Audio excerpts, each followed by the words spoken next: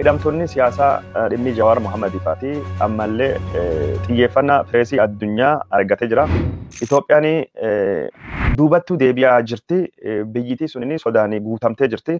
Sababii isaa immoo hidhamtoota siyaasaa yookaan immoo warra baadii tokko malee mootummaa Abiy Ahmed yaadan dura dhaabbatee warra hidhamanii jiranii kaammaan tana lubbuu isaanii laganna nyaataa irraa kan ka'e balaa irra buusanii hidhamtoonni siyaasaa akka Jawaar Mohammadiifaati akka Baqqalaa Garbaafaati warri kunniin hidhamuun warra Itoophiyaa keessattuu ammallee sodaan jeequmsa guddaan dhalatee jira. Itoophiyaan gara balaa guddaattu deemuu dandeetti jechuudhaani gaazexaan biyya Ingilizaa guddichi The Guardian barreessee jira. Itoophiyaan gara abbaa irrummaatti deebitee konkolachaa jirti. Biyyittii yeroo ammaa tana yeroo biyyittii filannoo torbaffaa gaggeessuuf yaadde kanattu sodaa guddaa keessa jirti. Namni umrii 62 kan tahe muuxannoo guddaa kan qabu siyaasa Itoophiyaa keessattuu kan beekamu qabsoo karaa nagaa qabsoo jijjiirraa karaa nagaattuu kan amanu namni Itoophiyaa fi tola guddaa oole Baqqalaa Garbaa badii tokko malee hidhame yaalii dhoowwatamee jira. Jawaar Mohammadi jijjiirama kan fidu keessatti gahee guddaa kan taphate namni kulleen hidhamee lagannaa nyaataa irra jira. Baqqalaa Garbaa kunini nama dhiibbaa dhiigallee qabu nama jechuun umriin isaallee senior citizen nama maanguddoo umrii 62 kan Itoophiyaa fi tola hedduu oole namni kun yeroo ammaan tana akkasittuma hidhaa keessattuu dararamaa jechuudhaani haala fayyaa isaatii fi nageenya isaa kan inni irra jiru Dr. Lilli Jamaal doktoroota hidhamtoota siyaasaa gaafachuudhaani The Guardian barreessee jira. Baqqalaa fi Jawaar Mohammadii kan hidhamanii eegee Hacaaluu Hundeessaa ijjeefameen duubattu mootummaan Abiy Ahmed warra qabsoo karaa nagaatiin socho'aa kan mootummaa sodaachisa hundayyuu mana hidhaattuu naqee akkasittuu dararaa jira. Ajjecha Hacaaluutiin duubattu hokkora guddaattuu dhalatee biyya san keessattuu hokkora kanaaf itti gaafatamtoonni dhiisanii jedhee warra kan hidhee jira. Haa ta'uuti malee gabaasii mootummaa nagamma dhiyeessee kan hokkora warri kunniin hojjechuusaa yookaan badii kan dhaqqabsu wanni agarsiisa tokkolleen hin jiru. Mootummaan Abiy Ahmed yeroo ammaan tana abdii bara 2018 gaafa aangootti dhufe sana kan biyyittii qabdu biyyi kana jijjiiraa jedhame hojiirra oolchaa jiru gara abbaa irrummaatti deebi'uudhaani mirgoota ilmaan namaa baay'ee daangessaa jira. Nama hedduu hidhaa jira, hedduu ijjeessaa jira. Biyyittii gara dinagdeenis gadi bu'ee hokkara hamaa keessa seentee jirti. Biyyittii Itoophiyaa gara abbaa irrummaa duriitti deebitee jirti. Jawaar Mohammad qofa osoo hin taane Baqqalaa Garbaa odoo hin taane warra Iskindar Naggaa fa'aallee hidhee yeroo ammaan tana mootummaan Abiy Ahmed dararee jira. Haala gosa kanaatiin mootummaan kun filannoo walaabaatii fi bilisaa goonaa jedhee olii gadi fiigaa jira. Filannoo dorgomaan hin jirre akkamiin filannoo walaabaatii fi bilisaa ta'aa mootummaan Abiy Ahmed yeroo ammaan tana bakka adda addaatti mormiin irratti dhowaa jira. Walitti bu'iinsi bakka adda addaa keessattuu dhalachaa jira. Lubbuun namaa qisaasamaa jira. Naannoo Tigraay keessatti balaan guddaan dhalatee jira. Daangaa Suudanii wajjin rakkoo guddaatu jira. Sochiin Oromoo Protestii kaayisa aangoottu fidde ammallee dhoowuu fi carraa guddaa qabdi jirti. Yeroo ammaan tana Abiy Ahmed mootummaan isaa nama humnaan ijjeessa humnaan balleessa namoota hedduu mormii gosa kamiyyuu hin ayyamu hoggansi siyaasaa paartilee ni hidha waajiraalee isaanii ni cufa mootummaan kun sochii isaan gootu fidee qeerroo kan gosa kamiyyuu barbadeessuu barbaada jechuudhaani Washington Post barreeffama dheeraa barreessee jira. Barruu dhiifama The Guardian barruu dheeraa barreessee jira. Mootummaan Itoophiyaa abdii nagaa fidallee jedhamee yaadame hin finne demokraasii fidallee hin finne Itoophiyaa inumayyuu gara abbaa irrummaa kan caala beekamu kan dura beekamu caala badaattuu qabatee dhidhiimaa jira jechuudhaani dhimma hidhamtoota siyaasaa kan Jawaar Mohammad Baqqalaa Garbaa ilaalchise waan Itoophiyaa akkasittu barreessee jira The Guardian. Lubbuun hidhamtoota siyaasaa kan yeroo ammaan tana lagannaa nyaataa irra jiranii balaa hamaa fi saaxilamee jira jechuudhaani Bloomberg barreessee jira. Aljazeeraanis lubbuun hidhamtoota siyaasaa balaa hamaa keessa jira. Warri Abiy aangootti fide yeroo ammaan tana miidhamaa jiranii Abiy Ahmed jijjiirama kana gufachiise jedhee barreessuun ni argama. BBCnis Jawaar Mohammadiifaati sadarkaa haadha isaanii beekuu dadhabu sadarkaa jechuun fayyaan isaanii gad bu'u mootummaan Abiy Ahmed abbaa irree hamaa tahuu isaa torbaanuma kan keessa barreessanii jiranii dhimmi hidhamtoota siyaasaa akkasittiyyuu xiyyeeffannaa pireesii addunyaa argachaa jira. Daawwattoota keenya jaallatamoo fi kabajamoo odeeffannoon har'a dhufaa jirtu akka dubbattutti dhaabbileen Oromoo karaa nagayaatiin biyya san keessattuu socho'aa jiranii keessaa tokkini dhaabbata KFO jedhamu. KFO'n qabsoo karaa nagayaattuu amana.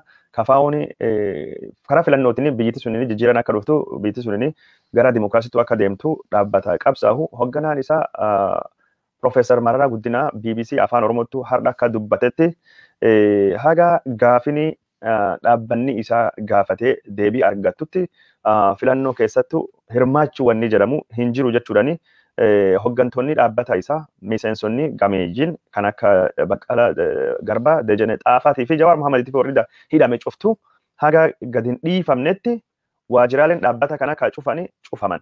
Waajiraalee hedduu cufame. Waajiraaleen cufaman haga hin banamnetti dirreen siyaasaa haala ammaan tana dhiphattee jirtu kan keessatti qoosaan filannoo jedhamtu hin jiru. Filannoon gaggeeffamuu danda'u hin jiru. Filannoon nu keessatti hirmaannullee hin jiru jechuudhaani. Profeesar Mararaa Guddina BBC Afaan Oromootti himanii jiranii haala waajirri isaanii bakka hundattuu cufamaa jiruuni dirreen siyaasaa dhiphachaa jirtuuni hoggansi dhaaba kana warri mataa gubbaa jiru gurguddaan hidhamee dararamaa jirutti haalli nu ittiin sochoonee filannoo gaggeessuu dandeenyu hin jiru jechuudhaani. Filannoo dharaa ka marsa 7ffaa fi bara 2021 gubbaatti keessattuu gaggeeffame irrattu carraa warri hirmaachuu fi qabu akka hin jirre akeekee jira.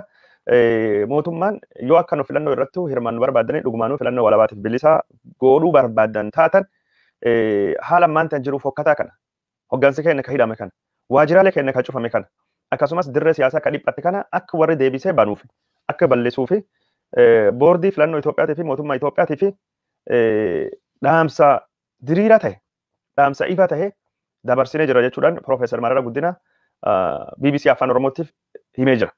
Profeesar Mararaa Guddina qofa osoo hin taane ABO'nis waanuma gosa kana haala ammaan tanaatiin filannoo godhuun akka rakkisa ta'ee fi irratti hirmaachuu akka hin dandeenye dubbatee jira. Bakka miseensonni isaa warri silaa filannoo fi qophaa'ee hunduu hidhamee jirutti waajirri warra cufame ABO ta'uun namni akkasutti filannoo walabaatii fi bilisaa akkamiin gaggeeffama waan jedhu gaafate ture. Hayyuu dureen ABO Daawud Ibsaa obbo Daawud Ibsaa jechuudha. Kanaan dura akkas jedhee ture. Nama jechuun filannoof dhiyeeffadhu hin qabu warri nu dhiyeeffan hunduma hidhaa keessa jira jedhee dubbate ture. Paartileen Oromoo yeroo akkas jedhan kanattu karaa biraatiin ammoo izzeeman mootummaa wajjin filannoo gaggeessuu fi mootummaa wajjin aangoo qoodatee biyya bulchuu fi filannoon duubattu qophaa'aa jira. Filannoolee jechuun buufata filannoo hedduu irrattu akka hirmaatuu fi filannoo dhufuuf nama 435 akka inni qopheeffate warra jechuun miseensi paarlaamaa federaalii ta'uu kan mootummaa fi isa gahu oli akka dorgomsiisuu deemu mootummaan akka ta'u abdii akka qabu walumaa galatti nama 5,000 filannoo fi qopheessuu isaa dubbatee jira. Paartiin Oromoo ammoo haalli filannoo keessattuu hirmaannu rakkisaadhaa jechaa dubbachaa jiranii bakka hoggansi dhaaba ABO'tii fi KFO hedduun hidhamee jirutti miidiyaan Itoophiyaa dhimma kana waan takkinaa sahu yoo isaan murtii dhufanii wanjalanyoota kan yakkamtoota jedhee dhiyeessi malee waan biraan jiru. Kaalee jechuun ammoo miseensi dhaabbata Izeemaa tokkini Bishooftuu gadi hojjeefam jedhame miidiyaan Itoophiyaa hundinuyyuu bo'aa oolanii miidiyaan Itoophiyaa hunduu akkasittuu iyyaa wacaa oolanii lubbuun namallee wal caalti lubbuun paartiilee wal caalti Itoophiyaa keessatti walii deemaa jiru kana Profeesar Mararaa Guddina haala ammaan tanatti filannoo keessatti hirmaachuu rakkisaa kan inni jedhu kunin murtiin kun baay'ee dinqisiifatamaa jira karaa miidiyaa hawaasummaatiin. Yaasper Tasfaahee yoo KFO fi ABO'n filannoo kan keessattuu ka hirmaatan taate haala hoggansi Oromoo hidhamee jirutti waajirri isaanii cufamaa jirutti qeerroon ABO fi KFO illee bilchina irraa addattuu ilaalu qeerroon hunda irrattuu qabsaa'uu deema waan jedhu barreessa jira. Dhaamsa gosa kanattuu darbaa jira jechuudha. Hidhamtoonni siyaasaa galmee Jawaar Mohammadiitii fi Gammachuu ayyaanaa jalattuu hidhamanii lagannaa nyaataa guyyaa 21ffaa qabatee akka itti jiru kan dhagahamee jiru. Jawaar Mohammad Baqqalaa Garbaa Hamzaa Booranaa fayyaan isaanii ammallee akka malee akka yaaddessaa tahee kan dubbatame guyyaarraa gara guyyaatti laafaa dhufaa jiraachuu warrattuu dhagahama. Kalee dhukkubsatee hidhamtoota siyaasaa keessaa obbo Baqqalaa Garbaa mana dhuunfaattu yookaan immoo mana yaalaa dhuunfaa hospitaala dhuunfaa deemee akka inni yaalamu kaa'anii murtii ajajee bulchiinsi mana hidhaa Qaallitti illee ni fudhate.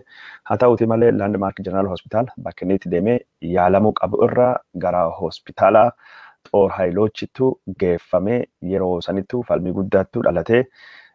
Doktoriin Baqqalaa Garbaa kaas waliin turte Ilillee Jamaal kun hin ta'uu jettee hidhamtee turte guyyaa guutuu hidha jala ooltee galgalaa gadhiisanii Baqqalaa Garbaanis yaalii achittu Xoor Haayilochittu kennamuufi jedhamee yaadame.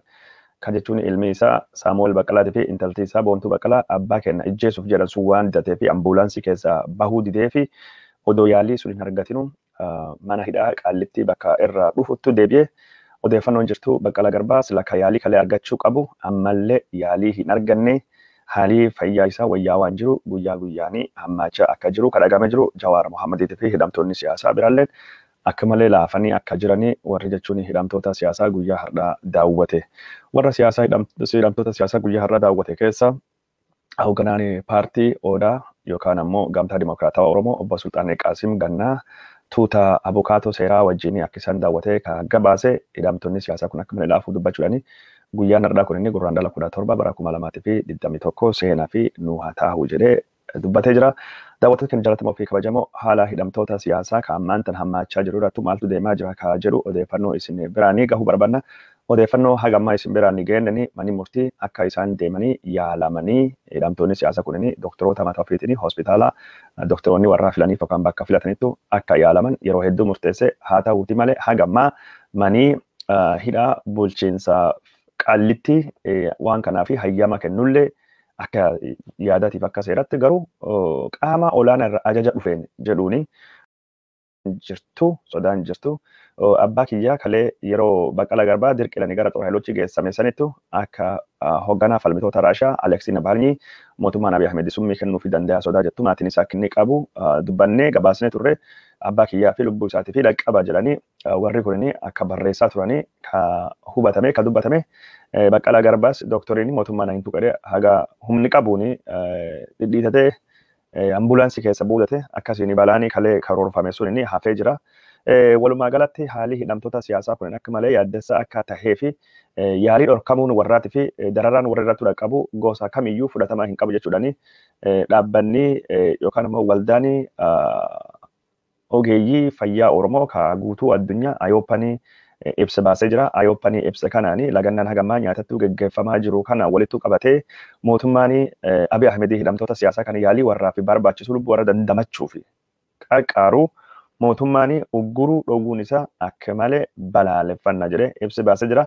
Mootummaan kun jechuun tajaajila yaalii gosa kamiyyuu daangaa tokko malee haala jechuun fayyaan dhukkubsattoota kun gaafatuu fi akkasumas haala jechuun ogummaan fayyaa gaafatuu fi adeemsifamanii murtii murteessanii akka argatanii mootummaan akka daangaa gosa tokkoyyuu hin goone hidhamtoonni siyaasaa kunniin yaalii warraa akka addaan hin cinne fi lubbuu warraa balaa irraa hin dhaqqabne gaafatame jira. Haga amma jechuun adeemsi mootummaan tajaajila warri argachuu kana daangessuu kana yookaan ammoo kan irratti dhiibbaa godhuu kana Ayooppaan dhaabbanni ogeeyyota fayyaa Oromoo kan idil addunyaa jechoota ciccimoodhaanii balaaleffatee jira. Ayooppaa qofaa miti liigiin mirgoota namaa kan gaafa Afrikaa liigiin mirgoota namaa kan gaafa Afrikaa haga amma adeemsi mootummaa akka deemaa jiru kana balaaleffatee hidhamuu dhukkubsattoota kanaa fi akkasumas warra biraa kan warra kan wajjin wal hidhatanii qabamanii balaaleffatee mootummaan kunniin akka fayyaa warra kanaa doktoroonni hordofanii yaalii hin goone godhuun yakka ni balaaleffatama abaaramaadha jedhee jira. Mootummaan kunniin mirga dhukkubsattoonni yaalii argachuu kaaseerii biyya suni beekamtii kenneef akkasumas waliigaltiilee sadarkaa addunyaatti mootummaan Itoophiyaa mallattees beekamtii kenneef daangessuun nama gaafachiisa. Mootummaan sun gaafachiisa. Mootummaan waliigaltiilee kan akka inni kabaju, mootummaan seera isaa akka inni kabaju, hidhamtoonni siyaasaa kun daangaa tokko malee akka tajaajila fayyaa lubbuu isaanii dandamachuu danda'e argatanii mootummaan akka waan kana kabaju gaafatee jira. Badii dhaqqabuu dandeettu ka ga'us kamiitiyyuu itti gaafatamaan mootummaa Itoophiyaa tahuu deemaa jechuudhaani dhaabbanni mirgoota ilmaan namaa yookaan immoo liigiin mirgoota ilmaan namaa ka gaafa Afrikaa akkasittu yaadachiisa jira. Daawwattoota kenna beeksisa jechuun ibsa baasanii liigiin mirgoota ilmaan namaa ejjannoo cimaa kana akkasittu qabatee jira. Taateewwan kale taate keessa Dr. Ililli Jamaal ka hidhamtoota siyaasaa qabattee mana yaalaa hidhama siyaasaa jirutti nam tokko qofaan ture. Baqqalaa qabattee sila Landmark hospitaalli geessisuun odoo isheen jiraachuu baattee balaa guddaatti lubbuu Baqqalaa Garbaadhaatu dhaqqaba. Hidhamtee ofiisiitii fi mirga ofii dabarsitee hayyoota ofii dandamatti jedhamee faaruun guddaanii ishiif dhiyaachaa jira. Dr. Ililli Jamaal odoo isheen jiraachuu baattee odoo isheen diduu baattee Baqqalaa Garbaa kalaafe kana mootummaan waan fedhe godhuu danda'a yookaan ammoo sila waan fedhe hamtu hospitaala xooraa Haayilochi sunitti dhaqqabsuu danda'a jechuudhaani namni hedduun murannoo isheetii fi jabeenni ishee dinqisiifatanii jiranii. Dr. Ililli Jamaal kun inni garee ogeeyyii fayyaa kan dhukkubsattoota siyaasaa kana hordofaa jiranii nama hogganu. Karaa biraatiin ammoo hidhamtoonni siyaasaa kunniin dhimmi warra xiyyeeffannaa argachaa jira. Pireesii addunyaa yeroo ammaan tana barreessaa jira. Miseensi Senetii Ameerikaatii fi akkasumas kanaan dura miseensi Koree Senetii Ameerikaa ka dhimma Afrikaa hoogganaa dhimma addunyaa hajaruti yookaan dhimma haja biyya alaa Ameerikaa hoogganaa ka ture Senatar Bob Mendes hidhamuu Jawaar Mohammadiitii fi akkasumas tajaajila yaalaa argachuu dhabu haala mootummaan Itoophiyaa ammaan tana ittiin deemaa jiru balaaleffatee jira. Akka inni jedhee jiruttu yeroo ammaan tana hidhamtoonni siyaasaa ka Itoophiyaa keessattuu hidhamaa jiru haalii warra guddoo na yaaddessa jechuudhaani Senatar Bob Mendes barreessee jira. Hidhamtoonni siyaasaa kunniin guddoo na yaaddessa bira baay'ee darbee mootummaan Itoophiyaa haala ammaan tana adeemsa gammaa hordofe kana jijjiiruudhaani warri kunni tajaajila yaalii hin daangeffamne akka argatanii fi akkasumas adeemsi seeraa due process of law adeemsi seeraa guutumaa guututtu akka kabajamuu fi dirreen siyaasaa ka Itoophiyaa keessattu dhiphate. Dirreen siyaasaa ka Itoophiyaa keessattu cufamaa jiru jedhani closure cufamaa jiru akka malee yaaddessaadha jechuudhani adeemsa hagama mootummaan Itoophiyaa hordofaa jiru balaaleffatee jira. Senator Bob Menendez miseensa senatii Ameerikaa kutaa bulchiinsa New Jersey irraati kaafilame. Senator Bob Menendez waan kana jechuun isaa barreeffama kan barreessuun isaa namni hedduun dinqisiifatee jira. Senator Bob Menendez akkas godhuun isaa waan akka malee gaariiti miseensa senatii Ameerikaati yeroo adda addaatti dhimma Itoophiyaa irratti miseensa senatii Ameerikaati yeroo adda addaa dhimma Itoophiyaa irratti waan adda addaa barreessee jira.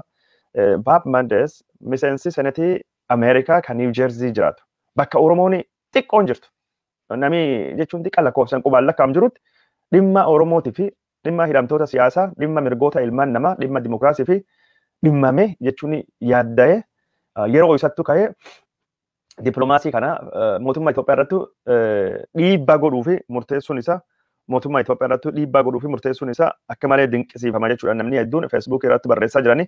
Haa ta'uutii malee warri senatoroota ka Ameerikaa jiran warri senatoroota ka Ameerikaa jiran Minnesota warri senatoroota Minnesota jiran jedhutti senator lam qabdi Amy Klobuchar fi China Smith nam lamattu jira Minnesota.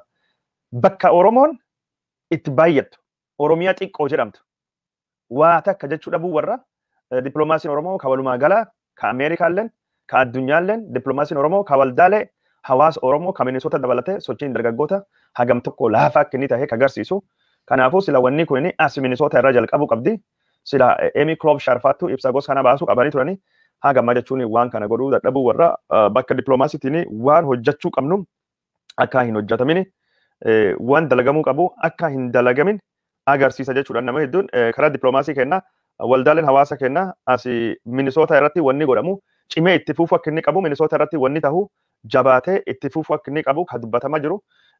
Kanaan durallee gaafa miseensonni Kongireesii Ameerikaa xalayaa barreessanii fi Kongireesii Ameerikaa murtoo seeraa mana marii bakka bu'oota Ameerikaa keessattuu beeksisanii Kongireesiin Minnesota keessatti hin hirmaanne. Bakka Oromoon seera dhageettii qabdu, baay'inni qabdu, horii qabdu. Nama biraati mitiyyuu namitti intalti Somaalee Elhaan Umar ka Oromoolleetu dhiyaattu waa hedduun isinuu keessatti hin hirmaanne. Kanaafuu dippiloomaasiin bakka hojjetamuu qabuttu hojjetamaa hin jiru jedhamee dubbatamaa jira. Waldaaleen jechuun Oromoo dhaabbileen hawaasa warri dippiloomaasii irratti hojjetu dargaggoonni aktivistoonni dhimma kana xiyyeeffannaa keessa galfatanii Minnesotaan handhuura dippiloomaasii Oromoo ka Ameerikaa ta'uu waan qabduuf asirraa hojjechaa deemuun akka malee barbaachisaadha.